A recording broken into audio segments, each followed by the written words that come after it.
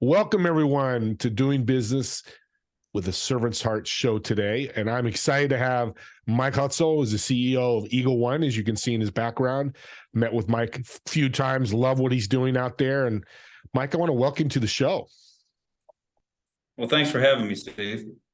My pleasure. Well, let's start the very beginning, not the beginning, but the start of your entrepreneurial business career and where you went from there and where you're going to.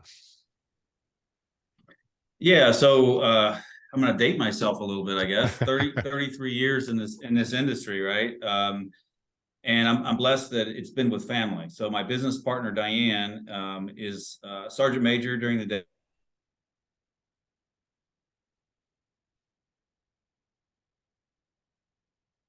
And when times are not so good, I said, Mom, what'd you do? Get me into this godforsaken business, But it's really been an evolution. I would love to sit here and say to you, Steve, that we had this horizon and we're brilliant entrepreneurs and we had it all mapped out 30 years ago. I would tell you really nothing's further from the truth, man. We knew what we were good at, and that's in the field of customer experience, lead generation, and eventually it was digital marketing as well over time. Mm-hmm. But we really, a lot of who we are today is because we're good listeners, and we responded to our clients' needs. So I would say our clients are responsible in a large part for who we are today, and that's really led to the evolution of who we are today, with our three distinct divisions. We learned a lot of lessons as bootstrapped entrepreneurs, for sure. A lot of sleepless nights and payroll and all the things that come along with a human resources intensive business. But those were great life lessons. And I would tell you, being a military family, I believe, prepared us for that. So, just the fortitude, the grit, the determination that we learned, one city at a time, even across the pond, as we followed Dad around the world. I think that really gave us that entrepreneurial grit that you need, that fortitude that allowed us to just persevere. Yeah. Especially through a couple of recessions. And obviously everybody's been through the pandemic. And I just think those are the kind of times where you can call on your roots, and it allows you to really just kind of stick to it through the tough times and evolve with your clients. I mean, I think that's a big part of it as well. I love the word listen, because to me, serving, as part of what this show is about, you have to listen. So you're listening to your customers' audience. That's a huge tip he just put out there. And that's why I'm saying it again. Keep in mind, that's really important. Sometimes it's hard, right, Mike? But you got to do it. Yeah, sure. Well, and I would say too, being in a services-based business like we are, we're clear we have a servant role, right? I mean, it's, and if I think you asked about the evolution, I would tell you in the early days, we had these because of some of Diane's background in market research, we had a lot of what would be known as household logos, big clients. And those are wonderful because you can tell people about them. Everybody knows who they are. But what we learned is we were always just a vendor. And there was a little bit of a roller coaster ride with that, because if you didn't time those big projects properly, you had a couple of problems. You either had a problem of infrastructure stress, so too much work, not enough people, not enough computers, not enough phones, that kind of thing. Or the converse was true. There was a lull, and then you had underutilized assets and people who weren't getting full-time work. So what we discovered, and it's really a cultural thing too, I think, Steve, is that we really shined when it came to small and mid-cap companies. So those entrepreneurial companies that are really just kind of scratching it out like we were, we started to take on more and more of those clientele over that same evolutionary period. And if you look at our portfolio today, about 70% is small and mid-cap. And again, it's because we actually like that. And there's an intangible there too, Steve. I mean, and this goes to the theme of your podcast. But if you think about the kind of work we do, again, customer experience, lead generation, digital marketing. So those are commodities technically, right? So the why EagleONE is our intellectual prowess, all the wisdom and age at the executive level. But the fun part is when we're working with those smaller entrepreneurial clients, we meet them at the door they're at, wherever they are. Okay. and they share their dreams with us. They say, hey, we want to grow this way and do these things. And while we're not totally responsible for that growth, as they do grow, we feel like we've contributed to the cause, right? So there's a little more partnership aspect. There's a little more good human will involved in that kind of work. And it's not to slight our big clients by any means. We service them well, but we're clear on our role. We're a vendor. With the smaller entrepreneurial companies, the mid-cap companies, we're a partner. And that just changes the dynamic of the relationship a little bit.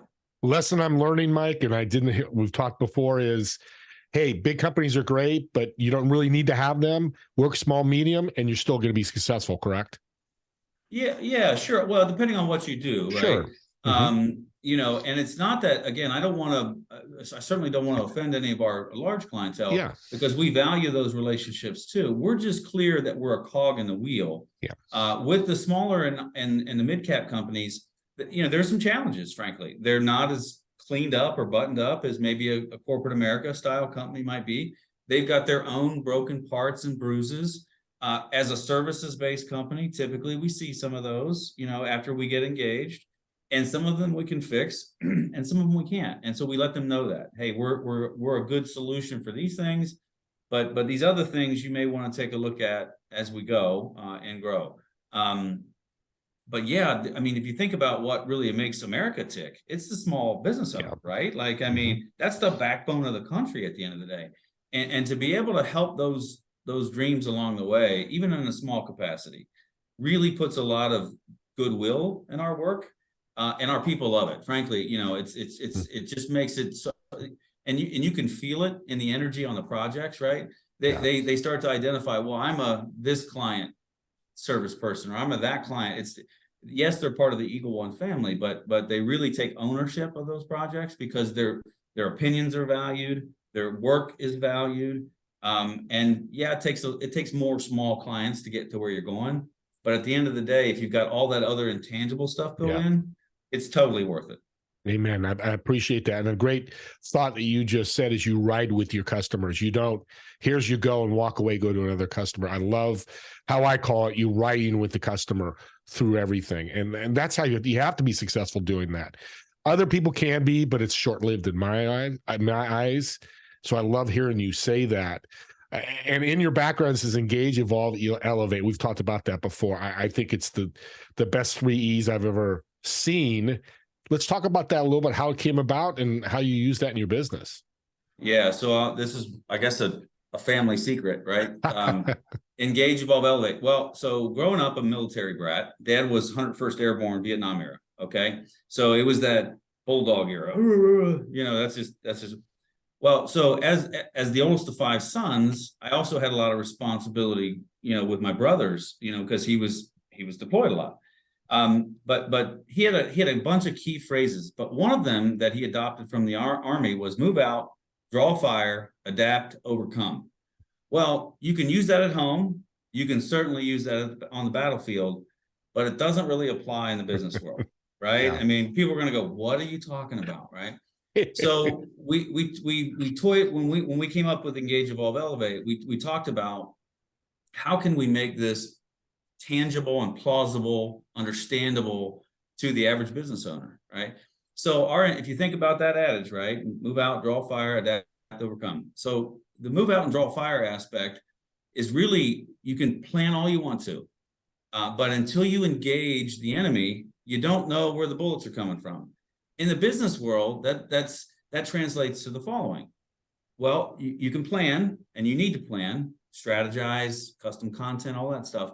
But until you get out and put that in front of your audience, whoever they are, you don't know how well received it's going to be. So our engage sort of encapsulates that move out and draw fire aspect, right? You got to go engage your customers.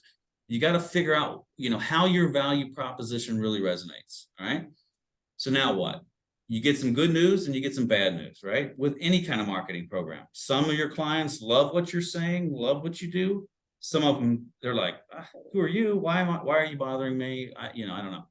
So that's where the elevate comes out, right? And so there it's adapt, right? Adapt. I said move out, draw fire, adapt. So we use that as the evolve piece. So we're going to evolve based on what their prospect population, who, by the way, anytime we engage with a client, that becomes the number one person in the room, right? It's we're now in the same boat, rowing in the same direction with the prospect with the same goal in mind, right? So with that, we've got an opportunity to evolve. Okay. And so that's tweak this here, tweak that there, maybe change the messaging, maybe look at the prospect population a little differently, whatever that means. But we have to make those adjustments to really accommodate that prospect population. And then overcome. Well, that's our elevate, right? Let's take your marketing initiative, your customer experience initiative to the next level. Now let's really wow those customers because they've told us what they want, right? They've given us some feedback collectively about what's resonating about your value proposition and what's not. Right. So that's really our engage, evolve, elevate. Pretty simple. I like it. You've got deeper than we've talked about because, like I said, those words are very powerful words. I like that, and that would be involved if I was coming to you as possible new client. These are the kind of things you'll talk about. You do discovery calls where you'll meet with me and see if we're a fit, like you said earlier. You might make sure they're a fit.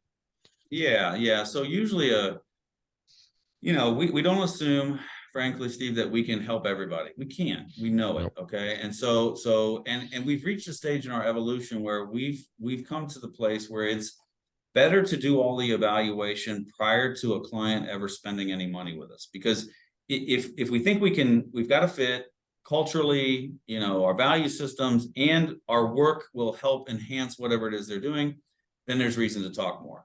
But there are times when we meet people and either there's not enough budget, it's not the right value proposition, we can't penetrate that target market, whatever it might be. Yeah. It's just much easier to say that on the front end in a discovery session, because then you can part ways friends and wait for the next opportunity together, right? As opposed to those very difficult conversations like, what did you do with my marketing budget or whatever, right? Yeah. So discovery is definitely part of it. Again, back to the listening factor. Even though our people, our technology, and our strategies don't technically change, I would say to you that they're all built to suit, right? So when we're listening, we're thinking about, again, the prospect population, the value proposition, how do we need to position that properly, whatever that might be. And so that's when we're really making the analysis of what kind of return can we potentially give a client. And so that goes into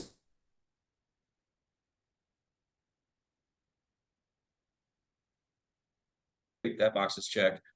We like your value proposition. Great. That box is checked. We know your prospect population. Great. That box is checked. And we've got a few solutions we think that could help. Then comes the proposal. Now we have our view or vantage point on proposals are, this is just one possible way to get the work done. Right. So we always tell clients and prospects, look, it's just a draft. It's just a starting point. Like, you may not have this much budget. You may not like this strategy. You may have a lot of questions about this approach, but it's really just kind of a milestone that says, okay, we've checked these first boxes. Here's a chance at maybe how we go about this. Now let's talk about it. And that's usually how that goes. And a servant's heart will do that. And I appreciate you because I know you do have that, and serving's important. Because let's say there's businesses out there which is, hey, come to me, we'll double your income and let's get started, without learning about them. And that's, unfortunately, you're an outlier. You're not the mainstream, and you know that. It just is what it is. Sure. With that being said, with all these great things that you do, have you read any books that have helped you with engage, evolve, you elevate, these type of things, listening? Is there any favorite books you want to share? Yeah. So one of the things that whether I'm on as a guest on your podcast or I'm speaking in either several verticals, we have a lot of depth and breadth. And so I get invited a lot. I always come back to one thing, people buy from people, right? And so and I told you this, most of my books these days are faith-based, but I do still read business books, right? Because I should. I'm a leader, and I'm a thought leader, and people value my opinion and our work and those kinds of things. So it's incumbent upon me to keep learning and keep understanding.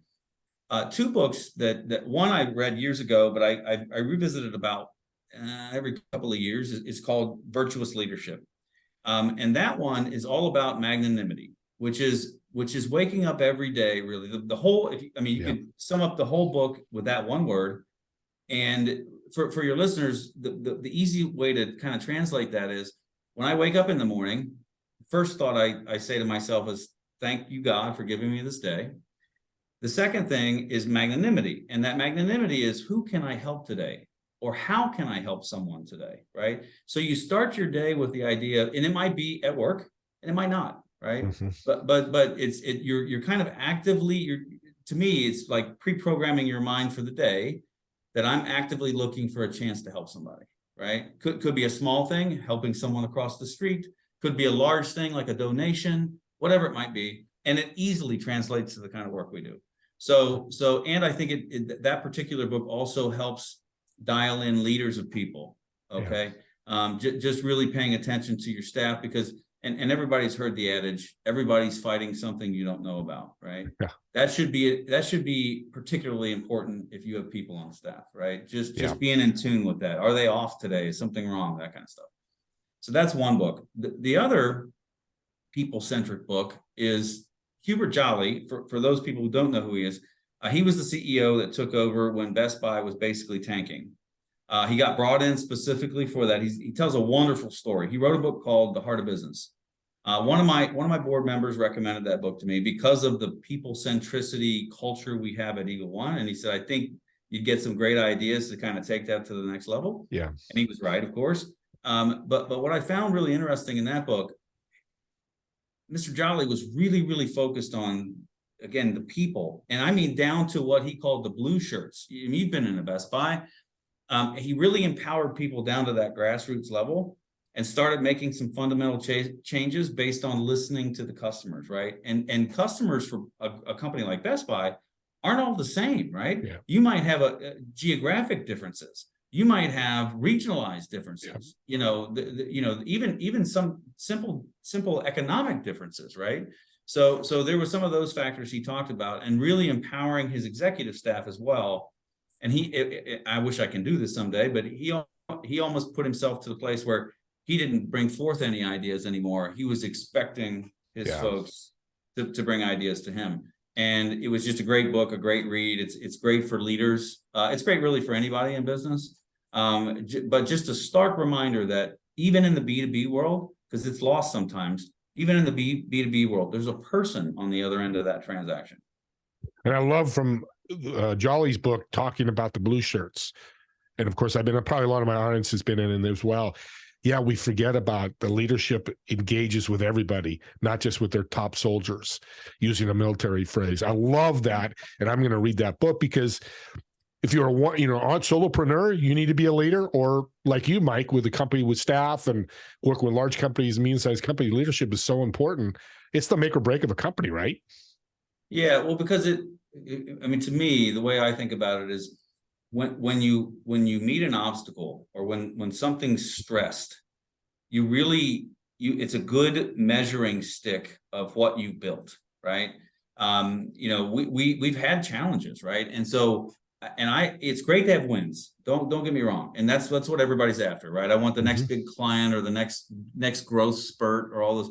And yes, those are definitely great goals. And everybody, you shouldn't be in business if you're not aspiring to grow, right? But oftentimes when those obstacles come, it's easy to, go, why me, or what's this, or any of those things. But I view that as an opportunity to go, it's a testing ground, right? It allows you to go, what have I really built here, right? And are the people that are great around me in good times also great or greater in bad times? And if Diane and I are proud about any one thing here at EagleONE, it's our culture. It's our people, right? We've got some great human beings, all walks of life, by the way. It's funny. And I tell people this, and they go, you really call yourself that? And I say, yeah, I call us the island of misfit toys, right? Because you can't make it up. I mean, we're literally from all walks of life, all creeds, all colors, all everything.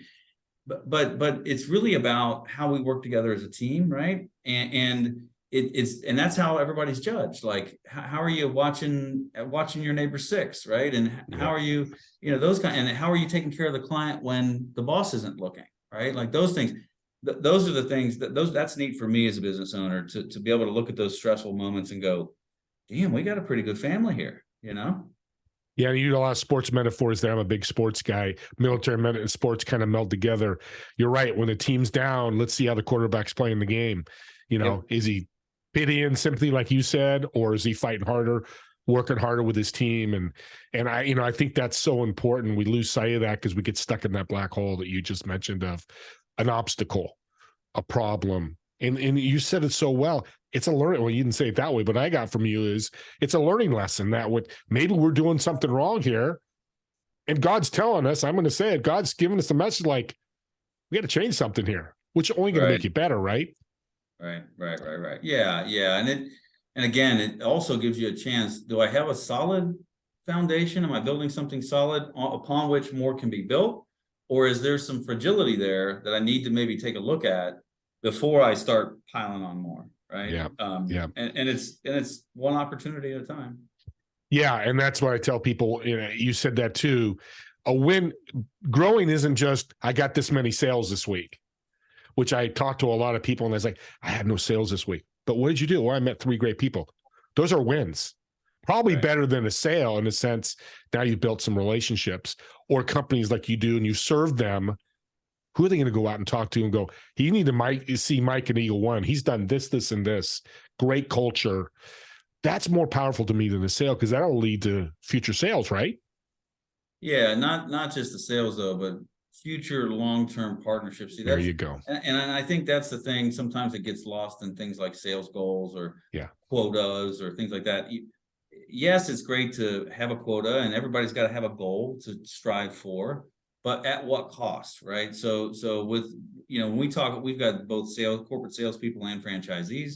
But when we talk about, we say relationships build businesses, right? People buy from people. So it's better to have 5 wins this year that are going to be with you 3 years from now than 10 wins and none of them are going to be around at the end of the year, right? So it's not that big of a mind shift, but it turns away from the dollars and focuses in on the people. And then again, it's once you're connected, there's all the reasons to continue to grow together. So well said. I love this. You mentioned franchise. We got a little bit of time left. You want to talk about that? What you do with that? Let's let the audience know that you have opportunity for them, maybe. Yeah, sure. So been in the franchise space a long time. We mentioned books before. One of the books that if anybody's anywhere remotely interested in franchising, being a franchisor or a franchisee, I would strongly recommend the Franchise Bible. Quick background on that. Entrepreneur Magazine puts that out about every 3 years. So it's a quality book. They publish it, believe it or not, worldwide, 28 languages or something, I think they told me. The only reason I know all that is because in the last edition, I was invited by the author and entrepreneur, Rick Grossman's the author, to become a contributing author to that book. And that was an honor for us, for sure. All the credit goes to my team. It was really indicative of the kind of work we've done in the space. What was great about it is I kind of joke and said it's a lot of work for no pay, but we've had a lot of folks come in because of the book, right? Because they're just curious. Sometimes it's just a sounding board discussion, and sometimes they become a client.